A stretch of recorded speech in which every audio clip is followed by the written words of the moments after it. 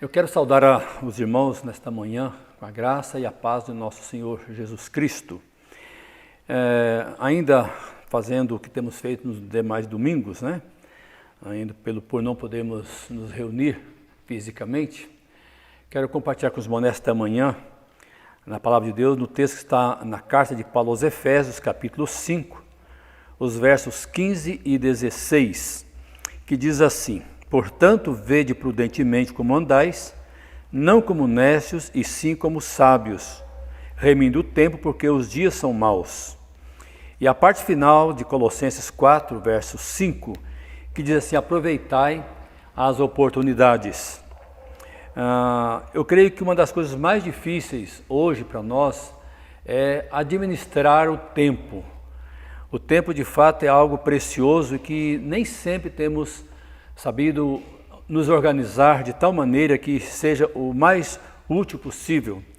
E nesta manhã, então, eu quero estar compartilhando com os irmãos, à luz deste texto lido de Efésios, do apóstolo Paulo, falando sobre a questão de remir o tempo, ou seja, aproveitar as oportunidades. Eu queria compartilhar com os irmãos algumas lições. E a primeira lição é que, em relação ao tempo, devemos considerar o propósito da vida. Qual o sentido de tanto trabalho árduo? Sei que hoje nós estamos vivendo um momento aí de silêncio, né, de parada, nesse sentido de não poder fazer muita coisa, mas a Palavra de Deus nos diz, né, que devemos aproveitar o tempo de forma sábia. E o sábio Salomão, escrevendo no livro de Eclesiastes, no capítulo 3, ele diz que o tempo, de fato, tem um propósito, né, e diz que há um propósito para tudo, né, debaixo do sol. No capítulo 2 deste mesmo livro de Eclesiastes, no versículo 11, o sábio Salomão, ele diz assim: considerei todas as obras que fizeram as minhas mãos, como também o trabalho que eu, com fadigas, havia feito. E eis que tudo era vaidade e correr atrás do vento, e nenhum proveito havia debaixo do sol. Então veja, como eu disse no capítulo 3, ele vai dizer que tudo tem o seu tempo determinado, e a propósito, né? Para todo, né, debaixo do céu. De fato, Deus tem algo na nossa vida para nos ensinar. Salomão, que então, nesse texto que ele relata, ele descobre, né, que o desejo de possuir as coisas é logo substituído pelo medo de perdê-las. A gente vê hoje pessoas desesperadas e muitas vezes dizendo que não tem tempo, né, e a alegação sempre nossa é essa, e nós mesmos, como cristãos, muitas vezes fazemos isso. E agora a gente está vendo que tem tempo. Basta fazermos um programa, um projeto, né, e sermos disciplinados, nós vamos encontrar tempo para as coisas também de Deus, para a nossa família, para o nosso trabalho e assim por diante. Então existe um propósito sublime de Deus para a sua vida e o seu tempo, que é glorificar e honrar o nosso Deus. Somos peregrinos a caminho da verdadeira morada celestial. Então, ou seja, nós temos um lar, e o nosso lar não é aqui. A palavra de Deus deixa muito claro isso lá na carta de Paulo aos Filipenses. Diz que a nossa pátria é lá no céu, que nós devemos estar pensando e buscando essas coisas lá do alto, onde Cristo vive, porque é lá que é o nosso futuro. Nós estamos aqui de passagem. Não construamos castelos em uma terra que não é nossa. Como Abraão, devemos manter apenas uma tenda em nossa peregrinação, como diz o apóstolo Paulo, quando escreve na sua segunda carta a Timóteo, capítulo 2, verso 4. Ele diz assim que nenhum soldado em serviço se envolve em negócio desta vida, porque o seu objetivo é satisfazer aquele que o arregimentou. Então, veja, o soldado é alguém que a Bíblia ilustra como alguém que está aqui de passagem e que não tem morada certa. Ele está à disposição 24 horas, né, do seu serviço, e quando ele é chamado, em qualquer momento, ele tem que prestar o seu serviço. E ele não, ou seja, não se governa, ele não se domina, porque aquele que o arregimentou pode requisitar a qualquer hora. E assim somos nós também nesta vida. Também em relação pensando no uso do tempo, devemos considerar a brevidade da vida. A palavra de Deus nos diz em vários textos que a nossa vida é passageira. Quer dizer, não há tempo a perder. Por isso o texto que nós lemos em Efésios vai dizer que nós devemos remir, ou seja, aproveitar ao máximo o tempo que Deus nos dá. No Salmo 90, o verso 10, nós vemos ali a palavra de Deus dizendo que os dias da nossa vida sobem a 70 anos ou, em havendo vigor, a 80. Neste caso, o melhor deles é canseira e enfado. Ou seja, como é breve a nossa existência, ela é comparada também nesse mesmo salmo como uma sombra. Ela vem rapidamente e passa. Que o tempo passa muito depressa já era uma conclusão aceita nos tempos bíblicos.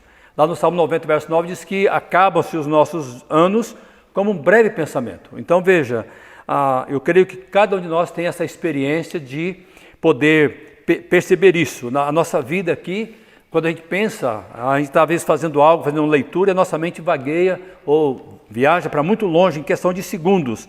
Então a Bíblia diz que a nossa vida é assim, porque ela passa muito rápido. Ou seja, vivemos apenas o presente, sem garantias acerca do futuro. Por isso nós temos que aproveitar o hoje. A palavra de Deus vai nos dizer no Salmo 95, se eu não estou equivocado, e vai repetir também lá em Hebreus, dizendo que o tempo sobremodo oportuno é hoje. Ou seja, nada pode ser feito amanhã. Nós não sabemos se o amanhã existirá. Como Jesus fala, devemos aproveitar cada dia, porque basta a cada dia o seu mal. O tempo é o depósito que cada pessoa tem no banco de Deus, mas ninguém sabe qual é o seu saldo. Por isso hoje é o tempo oportuno para servir a Deus. Por isso o Salmo 90, verso 2 vai dizer ali, ensina-nos a contar os nossos dias para que alcancemos coração sábio. Então, considerando então a brevidade da vida, devemos aproveitar ao máximo o tempo que Deus nos dá, uns mais, outros menos, mas o fato é que todos nós haveremos de partir e estar com o Senhor um dia. Uma outra lição que podemos extrair também desse texto lido de Efésios, com relação ao uso do tempo, devemos considerar que todo o tempo é de Deus. Ou seja, nós podemos perceber que o tempo nós não temos condições de dominá-lo, de administrá-lo. Por isso Jesus vai dizer lá em Mateus 6, dizendo assim que pode porventura o homem acrescentar um côvado à sua existência? Lá no Salmo 90 também vai falar ali que Deus é o grande eu sou, acima de todas as limitações temporais. E lá vai dizer que de eternidade a eternidade Ele é Deus. Ao trabalhar como um carpinteiro, conforme está registrado em Marcos 6, falando a respeito do Senhor Jesus, nós temos ali uma lição preciosa com relação a esse tempo que Deus nos dá. Marcos capítulo 6, versículo 3, diz assim: não é este o carpinteiro, filho de Maria, irmão de Tiago, José, Judas e Simão? E não vive aqui entre nós suas irmãs? E escandalizavam-se nele. Ou veja, Jesus ensinou que todo serviço deve ser consagrado a Deus. Às vezes a gente pode classificar serviços melhores ou serviços menos ruins, mas diante de Deus todos são iguais. Tanto um juiz, como o presidente da república, como uma faxineira, como a pessoa que trabalha na rua, o gari. Diante de Deus não há acepção de pessoas, para Ele todos somos iguais. Eu creio que assim como Jesus nos deixou nessa profissão tão simples que Ele desempenhou com seu pai, ali na carpintaria, é alguém que, mesmo sendo humilde, pôde dar lições preciosas para nós, deixando para nós esses exemplos. A palavra de Deus também nos diz lá em Colossenses, capítulo 3, verso 23, diz que tudo quanto nós fizermos, devemos fazer de todo o coração, como para o Senhor e não para homens, ciente que recebemos do Senhor a recompensa da herança. Ou seja, todo o tempo é de Deus, e devemos fazer da melhor maneira possível, sempre apresentando aquilo que temos de melhor para o Senhor.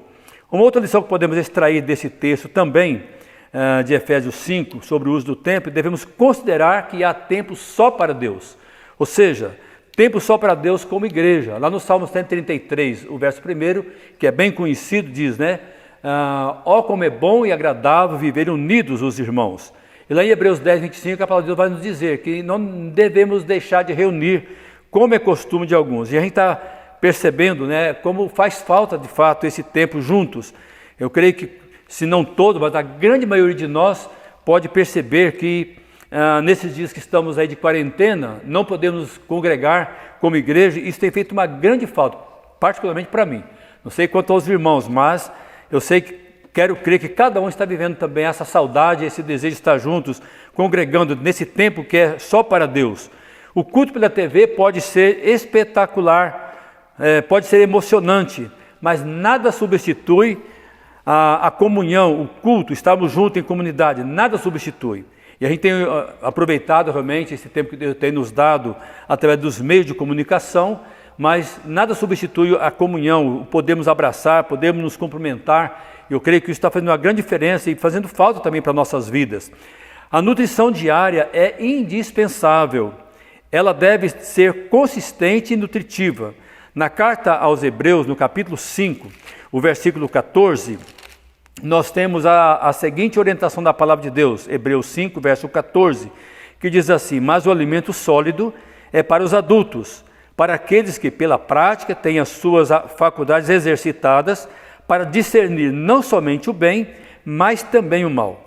Então veja, nós somos desafiados a buscar a solidez, o alimento sólido, e a palavra de Deus vai nos dizer em Coríntios que o leite é apenas para crianças, para os imaturos, mas pela graça de Deus, Deus tem nos dado esta oportunidade de conhecê-lo através da sua palavra, e nós temos esse alimento diário.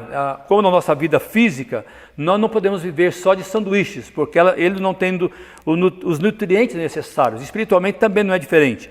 Há muita gente querendo se alimentar das revistas, alimentar das ideias, mas nada substitui a palavra de Deus, que é o alimento sólido para a nossa sobrevivência espiritual. E uma última lição em relação a esse tempo que Deus tem nos dado, nós vimos primeiramente considerar o propósito da vida, considerar a brevidade da vida, considerar que todo o tempo é de Deus, considerar que há tempo só para Deus, e finalizando, considerar que os dias são maus. E no texto que nós lemos em Efésios, nós vamos ver ali Paulo esclarecendo ou orientando aquela igreja, de fato mostrando a diferença, mostrando o oposto entre o viver cristão, o viver na luz e o viver nas trevas, se referindo aos gentios. Então, ou seja, havia um tempo difícil que eles estavam vivendo naquele contexto. Eu creio que não é diferente de hoje. Hoje nós estamos vivendo também esses dias maus, diante de tanta imoralidade, tanta perversão, e agora a gente está observando nesse momento dessa doença que está espalhada, está agraçada no mundo inteiro. Nós temos visto aí esses dias maus sendo mostrados através dos nossos líderes, muitas vezes com pensamentos, com atitudes que não condizem com a vontade de Deus. A TV nos esbofeteia diariamente com a pior imundícia. Nós temos no Salmo 101, os versos 2 a 4, quando fala dessa questão daquilo que desagrada a Deus, o salmista nos diz ali no Salmo 101, os versos 2 a 4. Atentarei sabiamente ao caminho da perfeição. Ó, quando virás ter comigo? Portas adentro em minha casa terei coração sincero. Não porei coisa injusta diante dos meus olhos. Aborreço o proceder dos que se desviam. Nada disso me pegará. Longe de mim o coração perverso, não quero conhecer o mal. Nós vemos aqui o rei Davi, um homem exemplar, que a Bíblia também fala que foi o homem segundo o coração de Deus. A sua expressão aqui do desejo de ter um coração sincero, de viver naqueles dias também maus, de forma agradável ao Senhor, ou seja, alguém que queria ter um coração limpo, um coração de fato cheio das coisas de Deus. Então, eu quero encerrar com a palavra de um teólogo, Richard Baxter, e ele diz o seguinte: não gaste seu tempo em nada de que venha a se arrepender mais tarde, em nada acerca de que não possa orar pedindo a bênção de Deus, em nada que você não consiga recordar com uma consciência tranquila em seu leito de morte, em nada que você não possa ser encontrado a fazer com toda segurança e propriedade se a morte o surpreender no ato.